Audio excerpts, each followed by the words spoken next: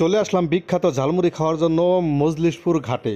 মজলিশপুর ঘাটে এই কাকা কিন্তু অসাধারণ ঝালমুড়ি বানায়। অর্ডার করলাম কাকাকে, কাকা কিন্তু খুব যত্ন সহকারে ঝালমুড়িটা বানাচ্ছে আমাদের জন্য। তো এখন কাকা বানানো শেষ, এখন আমাদেরকে দিচ্ছে। দেওয়ার পর আমরা এখন এটাকে টেস্ট করব, টেস্ট করে আপনাদেরকে অবশ্যই জানাবো যে ঝালমুড়ির স্বাদটা কেমন।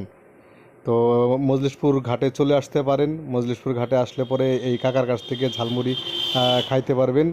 আর কাকার ঝালমুড়ি, এখানে ঝালমুড়ি, ফুচকা আরও অনেক কিছু খেয়ে টেস্ট করি।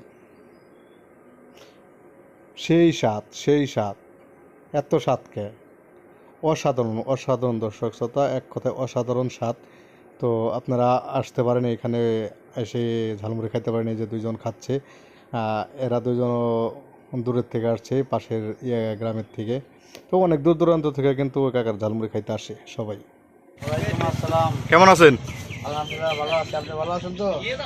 এই তো ভালো। এখানে কি কি বিক্রি করেন? ফুচকা, ঝালমুড়ি, বারো ভাজা।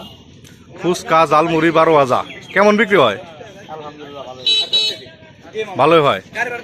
এখানে কি প্রতিদিন বিকালে আসেন না সব সময়? প্রতিদিন মানে 3:30 4টার ভিতরে আমি চলে আসি। 3:30 থেকে 4টার মধ্যে চলে আসেন। প্রতিদিন।